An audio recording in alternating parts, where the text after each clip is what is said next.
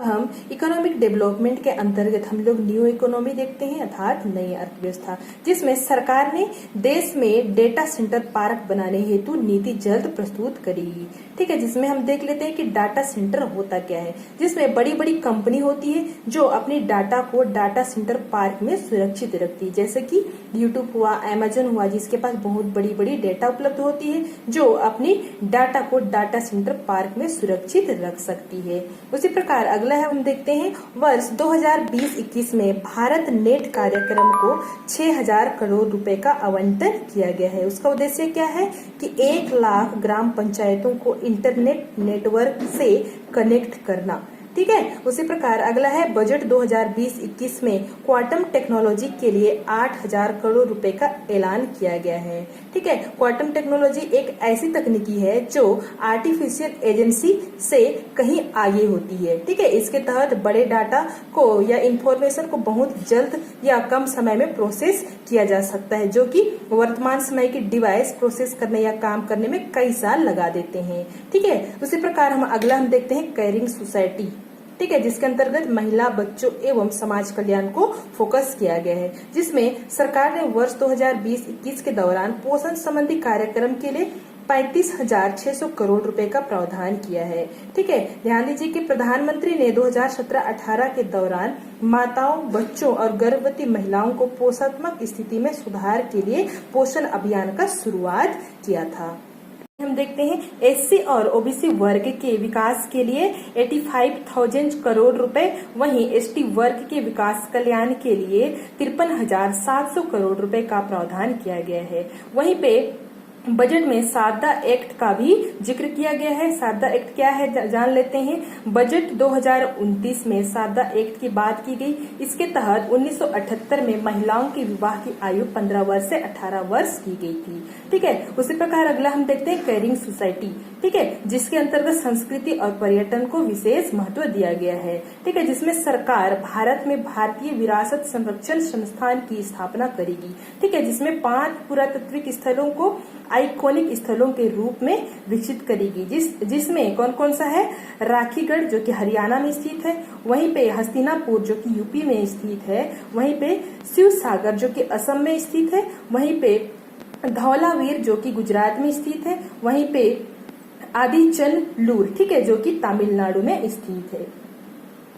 सरकार ने रांची में जनजातीय संग्रहालय की स्थापना करने की घोषणा की है। वहीं आगे लोथक गुजरात में समुद्री संग्रहालय की स्थापना करेगी, जो कि हड़प्पा युग की एक बंदरगाह है। ठीक है, साथ ही पर्यटन को बढ़ावा देने के लिए 2,500 करोड़ का आवंटन भी किया है। वहीं पे वित्त मंत्री ने बजट के दौरान यह भी बताया कि यात्रा एवं पर्यटन प्रतिस्पर्धा सूचकांक में भारत 2014 में 65वां, ठीक है, अथवा 65वां स्थान पर था, जो कि 2019 पर 34वें या 34 स्थान पर आ गया। मतलब कि पहले 65 स्थान पर था, अब वह 64 स्थान पर आ गया है।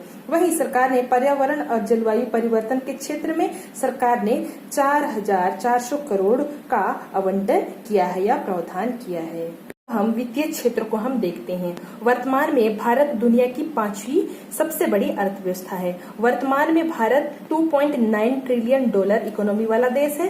सरकार का कहना है कि वह जल्द ही $5.9 ट्रिलियन वाला देश को पूरा करेंगे। ठीक है, उसी प्रकार सरकार ने वर्ष 2020-21 के लिए 10% नॉमिनल जीडीपी ग्रोथ का लक्ष्य रखा गया है। ठीक है, कितना, 10% नॉमिनल जीडीपी। ठीक है, नॉमिनल जीडीपी के अंतर्गत महंगाई या इन्फ्लेशन भी शामिल होता है, लगभग 4% के बराबर। ठीक है, मतलब सरकार की रियल जीडीपी का लक्ष्य कितना रखा गया है, 6% के आसपास रखने की बात कही है। ठीक है, उसी प्रकार अगला हम देखते हैं राजकोषीय घाटे। ठीक है, वर्ष 2019-20 में सरकार का राजकोषीय घाटा 3.8% रहा, जबकि लक्ष्य कितना था, 3.8% लक्ष्य था। राजकोषीय घाटा का लक्ष्य 3.3% लगभग रखा गया था। ठीक है, जिसमें से प्राप्त कितना हुआ था, राजकोषीय घाटा 3.8% रहा। उसी प्रकार 2020-21 के लिए सरकार ने अनुमानित राजकोषीय घाटा 3.5% लिया है। ठीक है। वर्ष 2020-21 के लिए सरकार की कुल अनुमानित आय 22.46 लाख करोड़ रुपए है, मतलब 22.46 लाख करोड़ रुपए है, और सरकार 30.42 लाख करोड़ रुपए खर्च करेगी। ठीक है। उसी प्रकार इसमें सरकार ने बाजार से 5.36 लाख करोड़ उधार लेगी। ठीक है। कहां से? मार्केट से 5.36 लाख करोड़ उधार लेगी।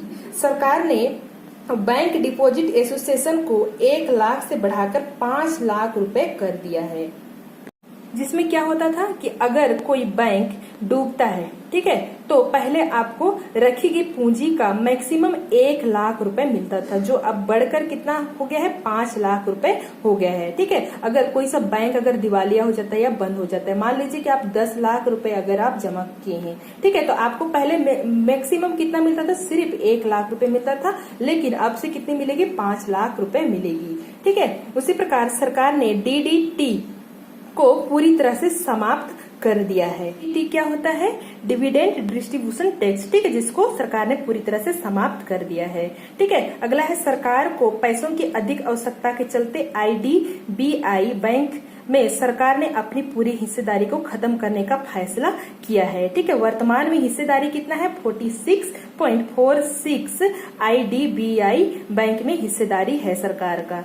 ठीक है। सरकार ने LIC में भी कुछ हिस्सा बेचने जा रही है। जल्द ही LIC का IPO देखने को मिलेगा। ठीक है। अगला है, सरकार ने कॉर्पोरेट बॉन्ड में NRI की सीमा को 9% से बढ़ाकर 15% दिया गया है, या 15% कर दिया गया है। ठीक है। सरकार ने इस बजट में सभी को ऑप्शनल टैक्स स्लैब प्रोवाइड की है। ठीक है। मतलब कि पुराने टैक्स स्लैब भी है और न्यू टैक्स स्लैब भी है, जिसमें हम ओल्ड टैक्स स्लैब को हम लोग देख लेते हैं। पहले 2.5 लाख, ठीक है, ईयरली इनकम पर कोई टैक्स नहीं लगता था। ठीक है। 2.5 लाख से लेकर 5 लाख तक 5% टैक्स लगता था। उस पर भी सरकार रेबिट देती थी। ठीक है। उसके अंतर्गत 87A के तहत 5% लाख का सालाना इनकम तक कोई टैक्स नहीं होता था, या कोई टैक्स नहीं देना पड़ता था। ठीक है। किसके अंतर्गत? रेबिट 87A के तहत। ठीक है। उसी प्रकार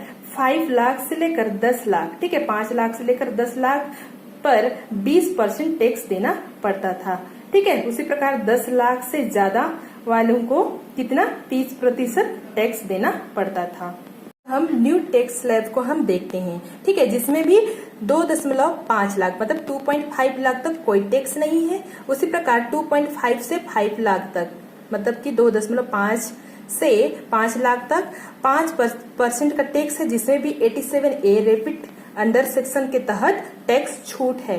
ठीक है। उसी प्रकार 5 लाख से लेकर 7.5 लाख तक 10% टैक्स है।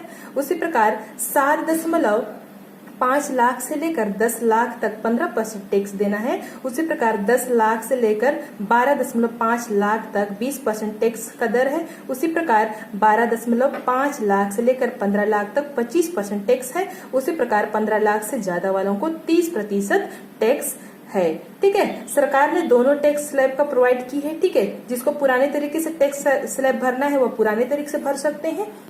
ठीक है। और जिसको न्यू टैक्स स्लैब की तरह भरना है वो नए तरीके से भर सकते हैं। लेकिन अगर कोई व्यक्ति न्यू टैक्स स्लैब पर जाएगा या न्यू टैक्स स्लैब का यूज करेगा तो उसे कोई टैक्स छूट नहीं दी जाएगी। जैसे कि 80C और 80D और होम लोन के तहत उनको टैक्स छूट दी जाती थी, उसका लाभ नहीं मिलेगा। लेकिन वह पुराने टैक्स स्लैब की तरह हुआ, अगर टैक्स स्लैब भरता है तो उसको टैक्स की मात्रा में पहले जैसा ही छूट उनको मिलेगी। हम बजट में जिक्र किए गए अन्य महत्वपूर्ण पॉइंट्स को हम देखते हैं, जिसमें सरकार ने नौकरियों के लिए देश में NRA, ठीक है, अर्थात राष्ट्रीय भर्ती एजेंसी की स्थापना करेगी। जिसका उद्देश्य क्या है? जिसमें एग्जाम सिक्योरिटी को सिस्टमेटिक करना, युवाओं के मेहनत और पैसों और समय का बचत करना है। ठीक है। उसी प्रकार भारत 2022 में स्वतंत्रता का 75, ठीक है, 75वां वर्षगांठ मनाएगा। ठीक है। इसकी तैयारी के लिए 100 करोड़ का आवंटन किया है या प्रावधान किया है। ठीक है। उसी प्रकार अगला है, जम्मू कश्मीर और लद्दाख को केंद्र शासित प्रदेशों के विकास के लिए फंड आवंटित किया गया है, जिसमें जम्मू कश्मीर को 30,757 करोड़ और लद्दाख को 5,958 करोड़ का फंड प्रावधान किया है। ठीक है। उसी प्रकार सरकार द्वारा आधार के जरिए तुरंत पैन कार्ड मिलने की व्यवस्था सरकार द्वारा की गई है। उसी प्रकार सरकार ने बजट में कारोबारियों के लिए ऑडिट को 1 लाख से बढ़ाकर 1 करोड़ से बढ़ाकर 5 करोड़ कर दिया गया है। ठीक है, जिसमें क्या होता है कि 1 करोड़ टर्नओवर करने से उनको ऑडिट भरना पड़ता था। ठीक है, लेकिन अब उन्हें 5 करोड़ तक उनको ऑडिट भरना नहीं पड़ेगा। ठीक है, लेकिन उसमें क्या होगा कि 5,000 से ज्यादा हम लोग कैश ट्रांजेक्शन नहीं कर सकते हैं। ठीक है, किसमें? बिजनेस सेक्टर में। ठीक है, जितना भी काम है वह ऑनलाइन ज्यादा करना होगा उनको। ठीक है, उसी प्रकार अगला है बजट में टैक्स विवादों को निपटाने के लिए सरकार ने विवाद से विश्वास एक नई योजना शुरू की है। ठीक है, डायरेक्ट टैक्स पेयर से संबंधित जो भी विवादित मामले हैं उनका निपटारा किया जाएगा। ठीक है, उसी प्रकार सरकार ने बजट प्रस्तुत करते वक्त कहा है कि 2014 से 2019 के दौरान एवरेज जीडीपी ग्रोथ 7.4% रही है। सरकार ने बताया है कि एफडीआई फॉरेन डायरेक्ट इन्वेस्टमेंट, ठीक है, जो कि 2009 से 2014 तक $190 था, जो 2014 से 2019 में बढ़कर कितना हो गया? $284 अरब तक पहुंच गया है। ठीक है, सरकार ने 1 अप्रैल 2020 से जीएसटी रिटर्न भरने की प्रक्रिया आसान करेगी। ठीक है, उसी प्रकार वर्ष 2020 से 2021 में रक्षा बजट 3.37 लाख करोड़ रखा गया है। ठीक है, जबकि पिछले वर्ष कितना था? 2019-20 में 3.18 लाख करोड़ था। ठीक है, मतलब कि 6% की दर में वृद्धि हुई है, 6% वृद्धि देखने को मिली है। ठीक है, अब हम प्रमुख योजनाओं का आवंटन हम देखते हैं। ठीक है, सरकार की कई सारी योजनाएं चलती है या बहुत सारी योजनाएं चल रही है, जिसमें से हम लोग कुछ योजनाओं को हम देखते हैं। जिसमें पहला है पीएम किसान योजना। ठीक है, जिसके लिए 2020-2021 में 75,000 करोड़ का प्रावधान किया गया है। किसके? 2020 से 2021 के लिए 75,000 करोड़ का प्रावधान किया है, जबकि 2019-20 में 54,000 करोड़ इसके लिए प्रावधान किया गया था। ठीक है, दूसरा है प्रधानमंत्री स्वास्थ्य सुरक्षा योजना। ठीक है, जिसके लिए 2020-21 के लिए 1,020 करोड़ का प्रावधान किया है। ठीक है, जबकि 2019-20 में 4,733 करोड़ का प्रावधान किया गया था। उसी प्रकार अगला योजना है प्रधानमंत्री ग्राम सड़क योजना, जिसके लिए 2020-21 में 19,500 करोड़ का प्रावधान किया गया है, जबकि 2019-20 में 14,070 करोड़ का प्रावधान किया गया था। ठीक है, अगला है प्रधानमंत्री आवास योजना। ठीक है, 2020-21 में 27,500 करोड़ का प्रावधान किया गया है, जबकि 2019-20 में 25,328 करोड़ का प्रावधान किया गया था।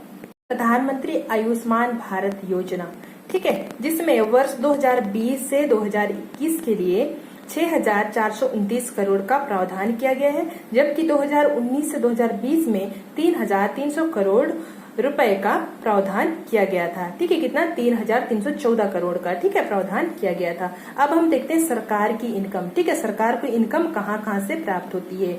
सरकार को सबसे ज्यादा इनकम 20% उधार एवं अन्य देयताएं से प्राप्त होती है। ठीक है, उसी प्रकार दूसरा है निगम कर से 18% प्राप्त होती है, जीएसटी से 18%, कर भिन्न राजस्व, ठीक है, जिससे 10% प्राप्त होती है, केंद्रीय उत्पादन शुल्क से 7% प्राप्त होती है और आय कर से 17% आय प्राप्त होती है।